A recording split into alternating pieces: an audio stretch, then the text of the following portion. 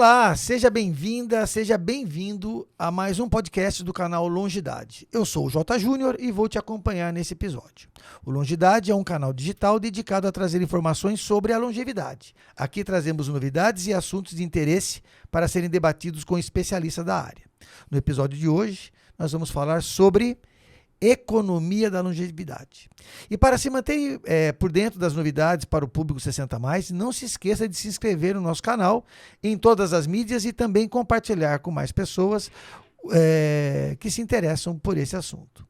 O nosso convidado de hoje é o Williams Fiore. Ele é especialista em gerontologia desde 2003, membro da Sociedade Brasileira de Geriatria e Gerontologia, membro da Sociedade Brasileira de Gerontecnologia, professor docente dos cursos de pós-graduação em Gerontologia, Geriatria e Bioética e Gestão de Instituições de Longa Permanência do Hospital Albert Einstein, professor convidado da FMUSP, na parte de pós-graduação em gerontologia, professor docente no INSPER, na extensão em Economia da Longevidade, nosso tema de hoje, host e criador do Gerocast, primeiro podcast sobre longevidade do Brasil, e membro e criador do grupo de estudos sobre longevidade e envelhecimento 2.0.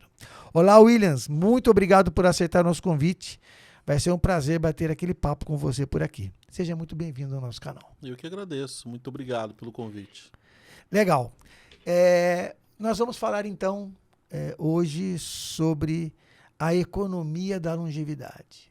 Explica um pouco para o pessoal que está ouvindo isso, por que isso afeta ele, por que isso é importante para ele, o que é economia da longevidade? Economia da longevidade, ela é todo o impacto positivo, todos os desafios, né, e todas as oportunidades que as marcas, empresas, negócios e serviços podem criar para atender às demandas reais de uma população madura, né? A gente chama de público mais 50, não somente as pessoas acima de 60 anos. Na verdade, existem vários nomes hoje, vários termos em inglês que a gente se usa, né? Economia da longevidade, silver economy, economia prateada. Então, assim, a gente vai se criando vários nomes, mas é economia da longevidade, né? É observar quais são as demandas reais de uma população específica, criando novos conceitos e atendendo essas demandas, visto que, no ponto de vista demográfico, a gente tem um outro consumidor, com um outro perfil, com outro tipo de história, onde ele precisa ser atendido a essas demandas aí. Então, basicamente, esse é o conceito da economia da longevidade, entender para atender essas demandas aí. Legal, muito legal. Por isso que esse assunto é bastante interessante para você que está nos ouvindo, porque a gente vive numa economia, né? Exatamente. A economia faz parte da nossa vida. A gente tem empresas, instituições querendo entregar, né? Fazer as trocas nesse ambiente econômico. E nós aqui, eu já um longevo, me considero um longevo, também faço parte desse jogo. E aí me conta, como que isso impacta o dia a dia de um longevo? Na verdade, assim, existem algumas frentes que às vezes as pessoas, algumas marcas querem fazer, que é de criar coisas para idosos, né? Tá. É muito comum na pós-graduação de aula, as pessoas, eu estou pensando em criar um negócio para idosos, eu estou querendo criar uma marca para atender idosos. Então, a primeira coisa que eu corto na largada é que o idoso, na verdade, ser maduro, ou a pessoa madura, ela não precisa de nada para ela. Você não precisa de uma coisa para você. Na verdade, você precisa ter uma inclusão de coisas para você. Não é criar um apartheid, na verdade. Legal. Por quê? Senão a gente acaba criando cota para maduro e eu acabo criando mais preconceito. Então, o conceito da economia da longevidade é você criar produtos e serviços aonde você resolva um problema universal. Se eu resolvo, por exemplo, eu tenho uma garrafa de água e eu consigo fazer uma embalagem ali que tem uma pega melhor e que eu consigo ler a embalagem, eu não vou resolver o problema somente dessa pessoa acima de 50 anos. Eu vou resolver o problema de todas as pessoas que têm dificuldade de ler. Sim. Então, assim, a pessoa, o maduro, como que ele vai se beneficiar? Que ele vai ter produtos, serviços ou negócios, onde vai incluir ele dentro da comunicação, dentro da usabilidade, dentro de todo o processo de criação de marketing também. Legal. Sempre que a gente fala em inclusão ou exclusão, né, e de mercado, eu lembro, eu sou canhoto, né? E o canhoto, ele passa por isso. Sim. Por um problema exatamente como esse. Tesoura, por exemplo. Hoje tem tesoura, tem muito mais produto para canhoto, né? Mas eu não tinha, quando eu era criança, eu não tinha. Você usava na escola e a empunhadura da tesoura machuca. Se eu ficasse cortando papelão, por exemplo, machucava. Então, pode parecer que não faz diferença muitas vezes, e isso que você falou é muito legal. Não é que eu tenho específico para ele. Eu tenho para todo mundo, mas nesse para todo mundo que eu tenho, eu também levo em consideração as características do longevo. Né? Isso é muito legal. E como que isso vem acontecendo? Quais casos, o que a gente vê por aí já acontecendo hoje nesse sentido? Eu acho que a gente tem alguns casos bem interessantes de criação de negócios, né? Dentro do Brasil e fora do Brasil. E a gente tem alguns modelos também de comunicação mais assertiva também. Porque o grande desafio hoje das grandes agências, por não entender esse público, às vezes ou acaba estereotipando o idoso, ou acaba estereotipando a comunicação. Porque o conceito, na verdade, né, a própria mídia, ela lida com o idoso de duas formas. Ou eles vão mostrar o super idoso que salta de paraquedas, que é tatuado, que anda de skate, que é saboroso, que é gostoso. Ou vão mostrar aquele idoso que é demenciado, com Alzheimer, numa cama, todo estrupiado. E aí acaba criando uma dicotomia, né? Então, assim, o envelhecimento não é isso. Ele é múltiplo. Então, quando você dá uma voz, na verdade, para o envelhecimento onde ele não está estereotipado, você acaba trazendo, né, que eu chamo que é o envelhecimento da vovó Palmirinha, né? Aonde que é o idoso comum, é o idoso do dia a dia, que são os nossos pais, os nossos avós, o idoso que está no mercado. Então, eu acho que o grande desafio que a gente tem é entender esse idoso, na verdade, comum, né? E que eles representam mais de 85%, e a gente olhar para ele, na verdade, e criar algo para eles, né? Então, acredito que quando você olha assim, o que está sendo feito? Um exemplo que eu dou muito grande é da Prevent Senior. Tá. A Prevent Senior nasceu há mais de 20 anos. Eu fui na inauguração do primeiro hospital da Prevent Senior, em 2006, Santa Maggiore.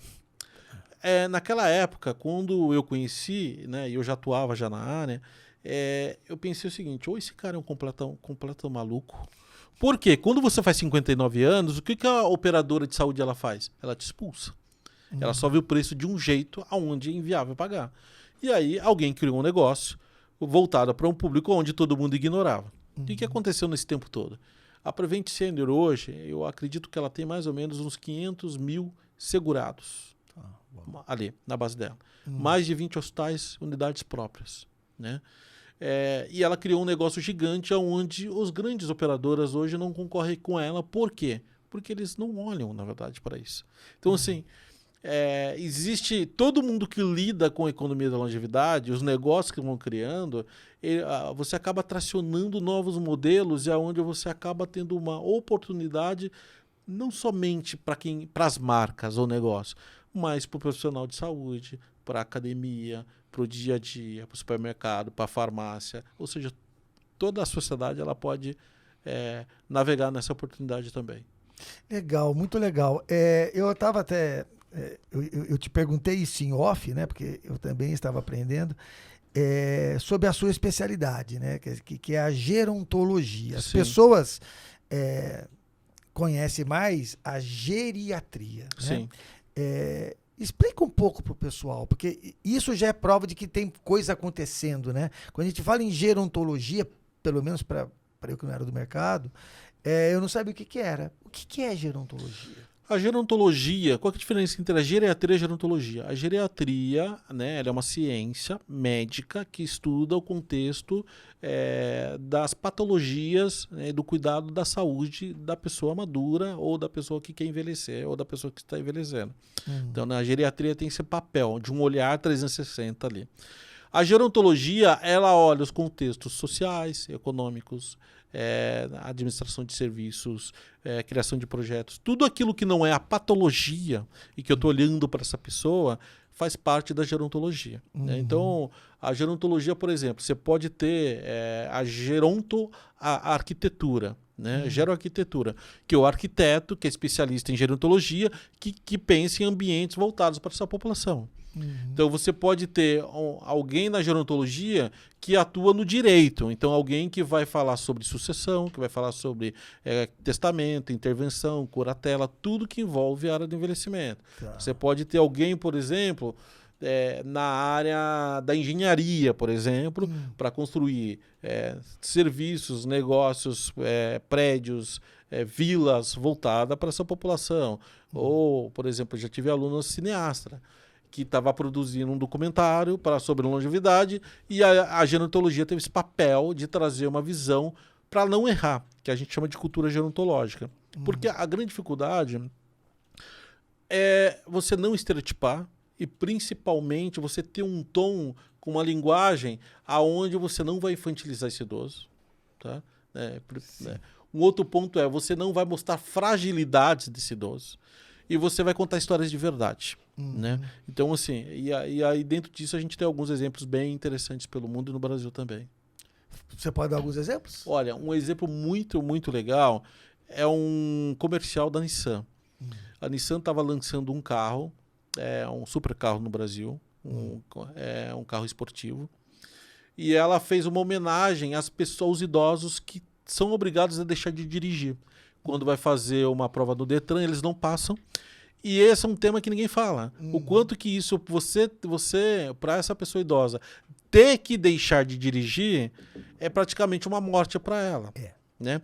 E eles fizeram um filme onde levaram os idosos para um autódromo. Esses idosos, eles andavam de carona nesse super carro e em algum momento ali os idosos foram dirigir esse carro. Nesse filme eles fazem uma homenagem a esses idosos que em algum momento deixaram de dirigir. É idosos de verdade. São idosos que têm, na verdade, ali a sua própria história sendo contada ali.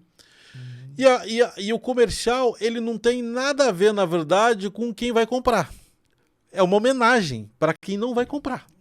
Mas esse comercial ganhou um prêmio, né, em Cannes, como melhor comercial de impacto. E todo mundo que vê o comercial se emociona, porque ele acaba trazendo alguém da família. Então, assim, a gerontologia contar, não é falar do idoso, é falar dos nossos velhos, é falar dos nossos pais. E aí a gente começa a falar num outro tom, né? Então, quando a gente começa a falar daquilo que é nosso, a gente muda. Tem identidade, né? Você gera uma identidade. Você cria identidade, isso é muito legal. Obrigado por essa explicação. E aí, nessa questão de eu ser empreendedor, de eu estar no canal, e a gente às vezes vai dar alguma entrevista falando exatamente nessa questão do que fazer enquanto longevo e na questão até da manutenção, da parte financeira, né? Que muitos de nós não fomos preparados para poder envelhecer, para aposentar, para ter uma redução de renda, e aí o mundo continua girando. E a gente sempre fala do empreendedorismo como um mecanismo para quem é longevo. Né?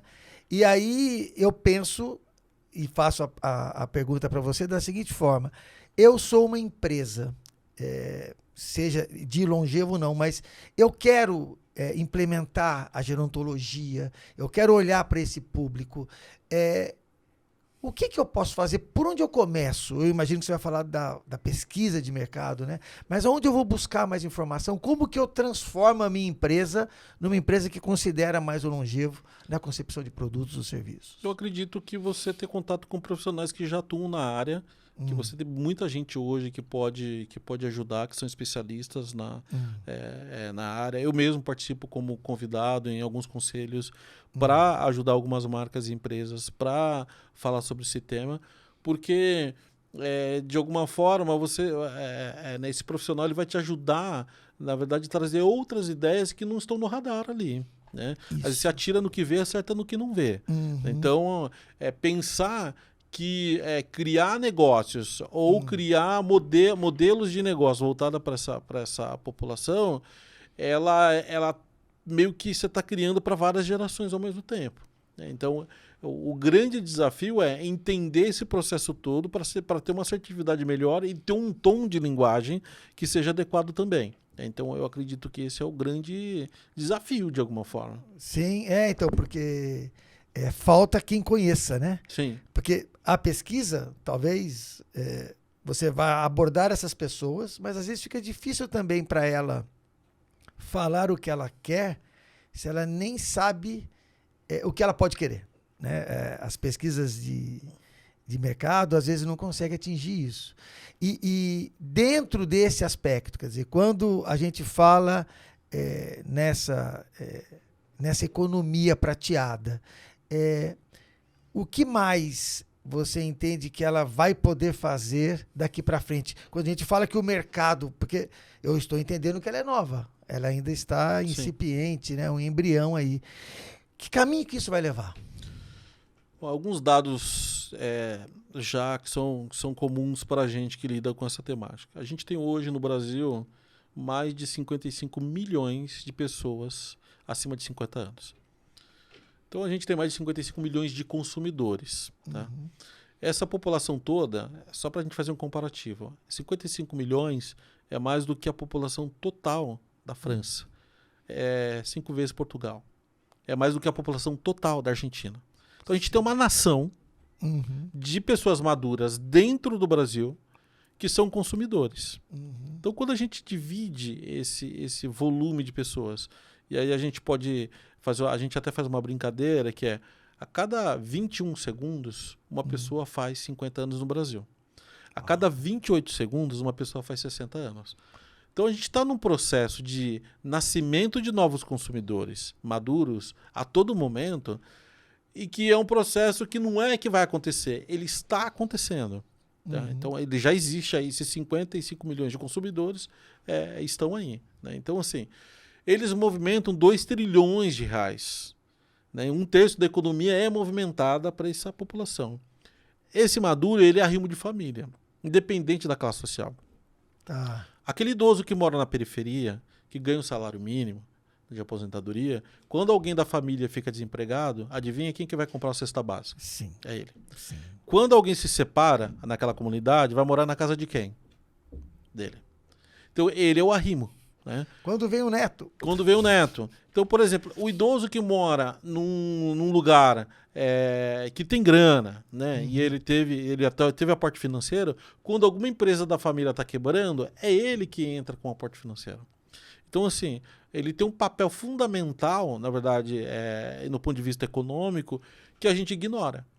Que as marcas ignoram, que as empresas ignoram, que as agências de marketing ignoram, pela falta de conhecimento. E quando vai se faz errado.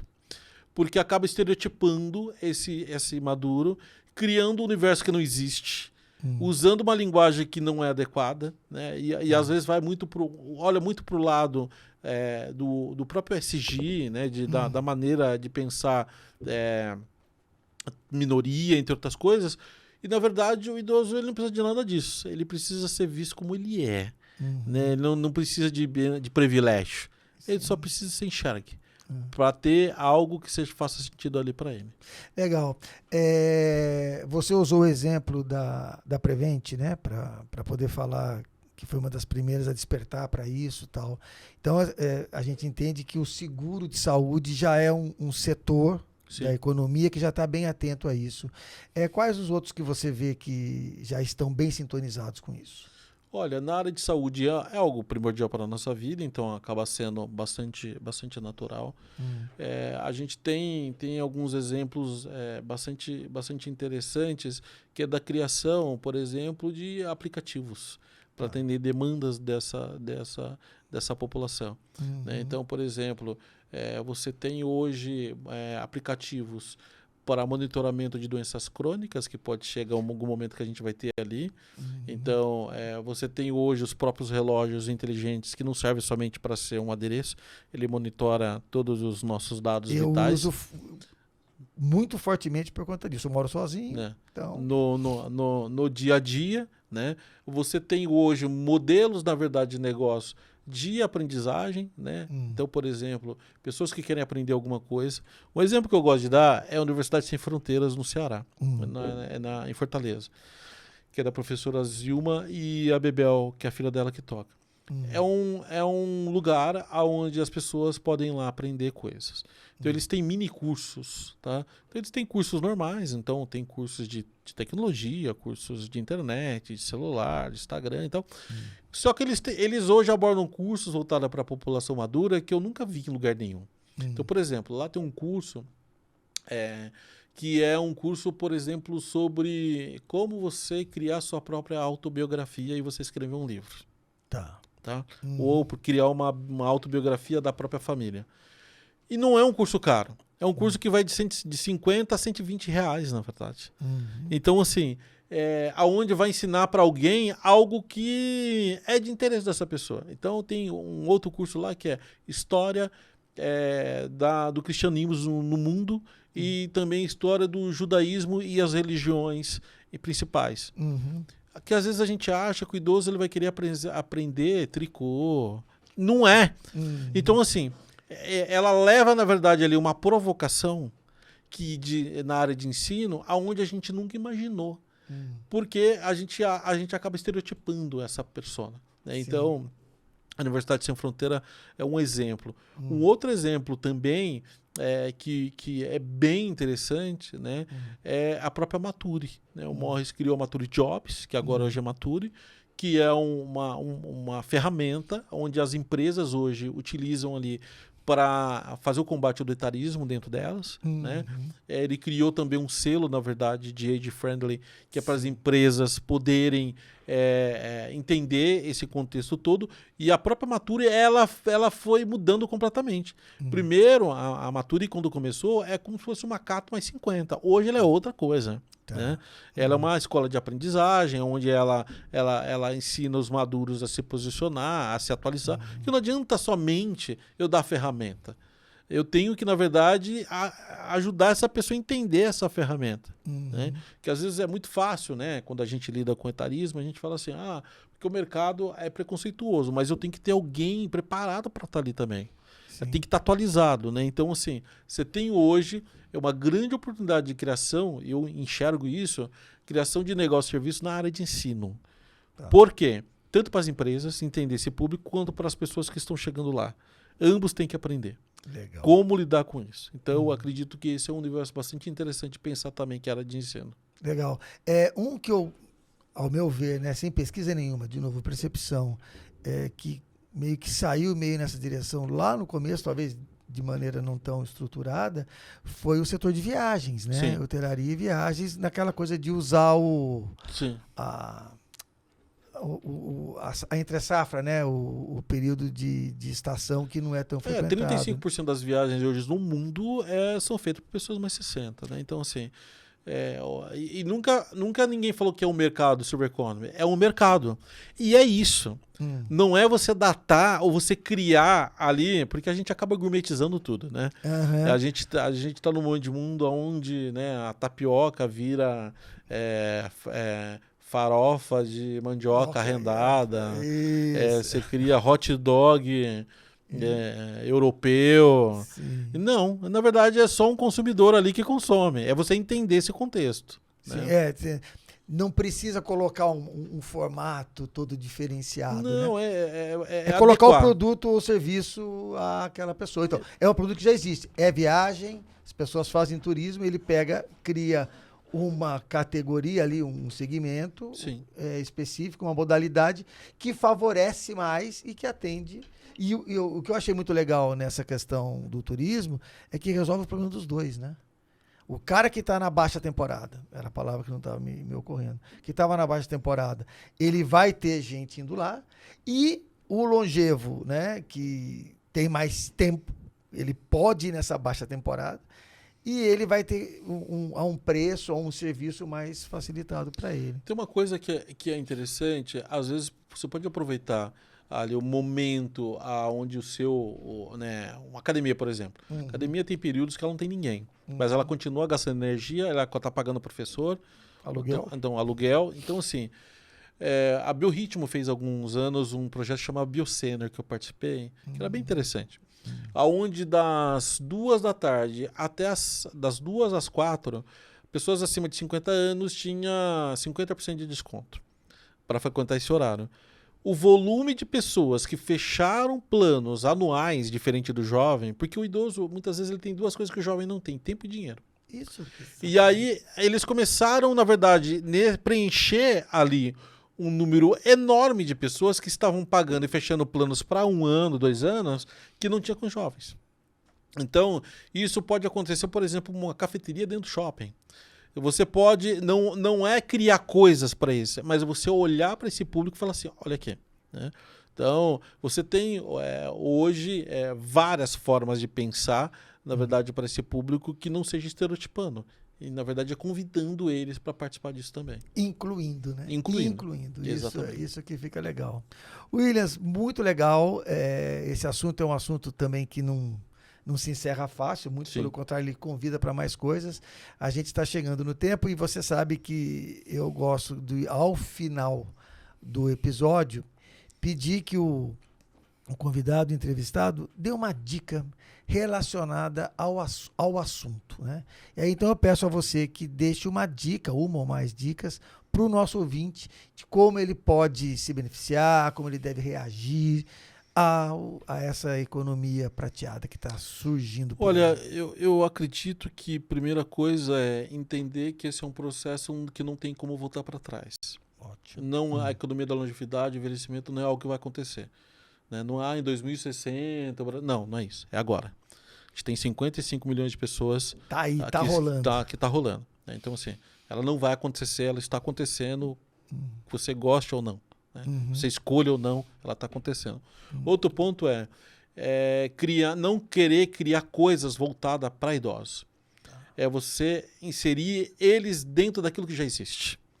Então, criar uma modelagem aonde você coloque ele dentro das coisas que já estão acontecendo. Né? O terceiro ponto é entender alguns dados e você olhar para essa demografia. Qualquer empresa ou negócio que não olhe para a demografia está fadado a morrer. Seja para criar coisas voltadas para crianças ou para idosos ou para maduros.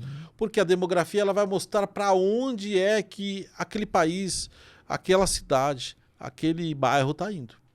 Então, se eu tenho um bairro, que é um bairro onde tem muitos idosos, eu tenho que pensar em criar negócios e serviços que atendam a demanda desses idosos. E hoje, raramente você vê agências de marketing, raramente você vê negócios se debruçando sobre demografia.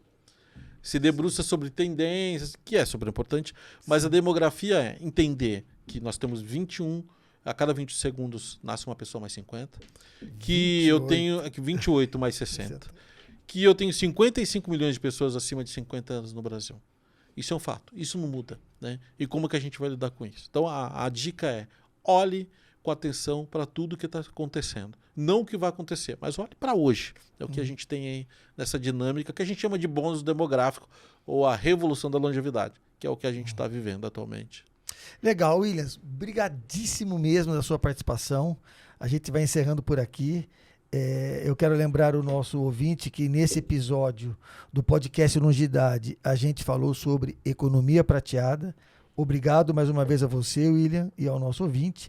E quero lembrá-lo também de se inscrever no nosso canal e acompanhar o Longidade nas redes sociais para ficar informado e desenvolver uma longevidade com saúde e qualidade de vida. E por último, comente aqui embaixo sobre quais temas vocês gostariam de saber mais, quais convidados vocês gostariam de ver aqui e a gente se vê no próximo episódio. Até mais.